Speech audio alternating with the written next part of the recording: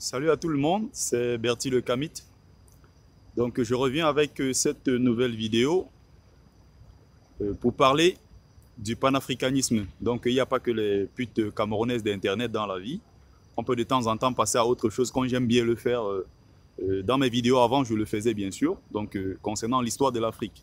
Donc il y a de temps en temps, je traitais des sujets concernant l'histoire de notre continent. Et il n'y a pas aussi que nos artistes qui nous humilient au quotidien avec des clashs et des vidéos à la con. Donc je vais essayer de passer à autre chose. Donc la vidéo d'aujourd'hui, c'est pour parler de notre frère, Kémy Séba. Donc j'ai eu l'occasion de participer à plusieurs de ses conférences. Et de temps en temps, j'ai entendu des grossièretés à son égard.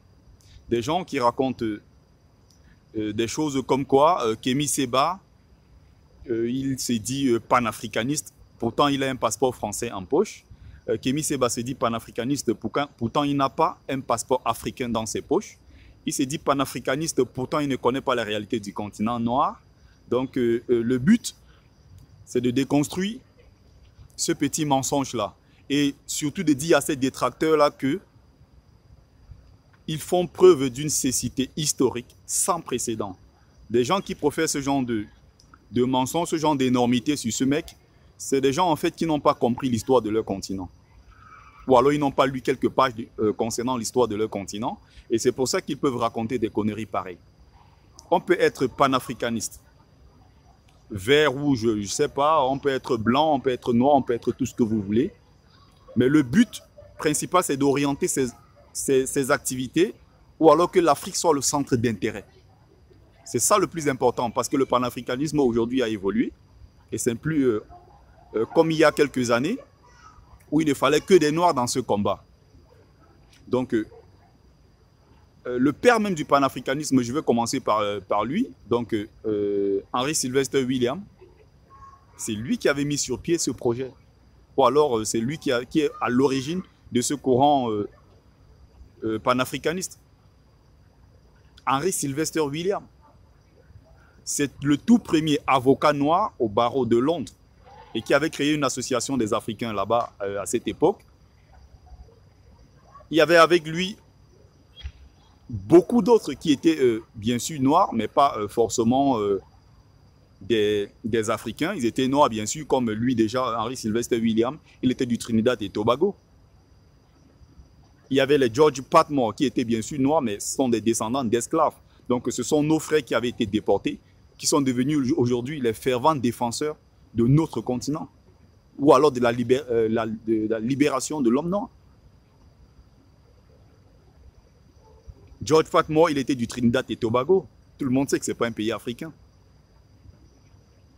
Les Guy Tyroliens, c'est des Antillais qui n'étaient pas forcément des Africains. Pour la plupart des temps, c'était des gens qui n'avaient même pas mis pied en Afrique, mais qui avaient lutté, qui avaient travaillé tout au fond pour la libération de l'Afrique et du continent noir.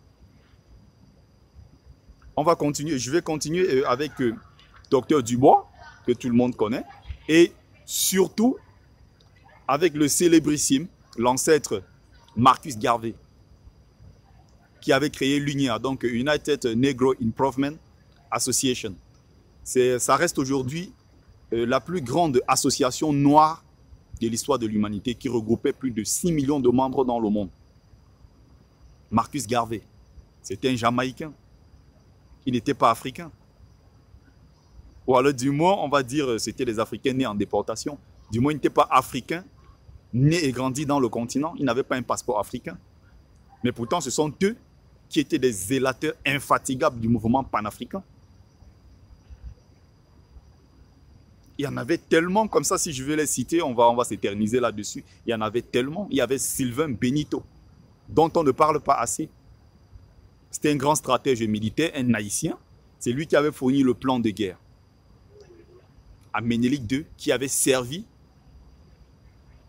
pour dominer ou alors gagner la guerre contre les Italiens en 1896 dans la bataille de Adwa, en Éthiopie. C'est encore un haïtien qui n'est pas africain. Il n'avait pas un passeport africain, il n'avait pas vécu en Afrique, mais il s'est déplacé sur le continent. Et c'est lui qui avait tracé ce plan de guerre-là pour pouvoir battre les Italiens. Dans cette guerre-là, ça reste jusqu'à aujourd'hui l'une des rares victoires de l'Occident, de l'Afrique sur le monde occidental. Ça avait été une honte pour le continent européen d'être battu par un pays africain noir. Donc la plupart des temps, tous ceux-là qui venaient défendre ce continent et l'homme noir n'étaient pas nécessairement des Africains. Donc vous pouvez dire Kémy Séba, il n'est pas africain, Kémy Séba a un passeport français, Kémy Séba est ceci, il est cela. Ça prouve en fait que vous n'avez pas compris l'histoire de notre continent. Ou alors cette lutte-là qui est menée à travers le panafricanisme. Si je passe même de là pour parler même des blancs aux yeux bleus, qui ont défendu l'Afrique. La femme déjà de Cheikh Anta Diop, Louise Maryse Diop Maes, elle est enterrée où? Elle est enterrée au Sénégal, à Tietou, à côté de son mari. Elle a défendu pendant des années auprès de son mari le continent africain. Déjà, elle avait écrit un brillant livre là-dessus. Le livre était intitulé Afrique noire, démographie, sol et histoire. Ça reste l'un des livres les plus crédibles aujourd'hui. Et elle avait fait un travail assez colossal là, concernant le nombre de Noirs exactement qui avaient été déportés en Amérique ou alors dans le Nouveau Monde. C'est bien une Française, Françoise Xavier Verschaff, qui a écrit de la mafia Afrique, de la France-Afrique à la mafia Afrique. Il a écrit la France-Afrique et autres. Il avait défendu pendant plusieurs années le continent noir face à la cellule africaine de l'Élysée qui était dirigée par Jacques Foccart. En tant que Français, blanc aux yeux bleus, la plupart des temps, il a même eu des interdictions de séjourner sur le territoire français. Pourtant, il est français. Mais à travers ses ouvrages, il dénonçait les énormités ou les atrocités que son pays commettait en Afrique. Pourtant, il n'avait pas un passeport africain. Donc, on peut être panafricaniste et venir même du bout du monde. Il y avait également un pasteur anglais qu'on appelle le pasteur Boots qui avait écrit « L'Afrique aux Africains ». Il était déjà installé à l'époque dans ce qu'on appelait le Nyasaland, qui représente aujourd'hui le Malawi. C'était des gens qui avaient mené des actions sur place sur le terrain pour encourager les Africains à se libérer et pour lutter contre leurs propres frères qui étaient blancs et qui étaient venus spolier les richesses et occuper les terres d'un continent qui n'était pas le leur. Parlant même de la négritude, je vais avancer là-dessus parlant de la négritude. Et avant de parler de la négritude, je vais finir avec l'histoire de Gabriel Lisette. Voilà un monsieur qui est père de l'indépendance, le véritable père de l'indépendance du Tchad, dont on ne parle jamais. C'est quelqu'un qui avait été envoyé en Afrique par le gouvernement français et il est arrivé sur place. Il a vu les atrocités que le peuple français commettait sur le peuple tchadien. Il a été député. Et au final, c'est lui qui a mené ce pays-là à l'indépendance. Malheureusement, on ne parle pas de lui dans l'histoire. On présente aujourd'hui François Tombalba et autres comme étant le père de l'indépendance. Pourtant, celui qui avait lutté pour que ce pays-là puisse être libre, c'était un Antillais. Il n'était pas né, il n'avait pas grandi en Afrique. Il n'avait pas un passeport africain. Gabriel Lisette, si vous croyez que je suis en train de dire des énormités, c'est d'utilité publique, vous pourrez aller vérifier. Donc ceux-là qui sont partis de loin sont finalement venus servir l'Afrique, puisque nous-mêmes Africains, présents sur le continent, nés et grandis sur le continent. Tout au contraire, ceux-mêmes qui ont trahi ce continent-là, c'est ceux qui sont nés et qui ont grandi en Afrique. Je vais prendre le cas de Mandela, par exemple. Nelson Mandela, tout le monde sait que c'est l'un des plus grands traîtres de l'histoire de notre continent, avec Desmond Tutu. Compaoré, auteur de l'assassinat de Sankara. Ce sont bien des gens nés et grandis en Afrique. Mamadou Diouf, Blaise Diagne.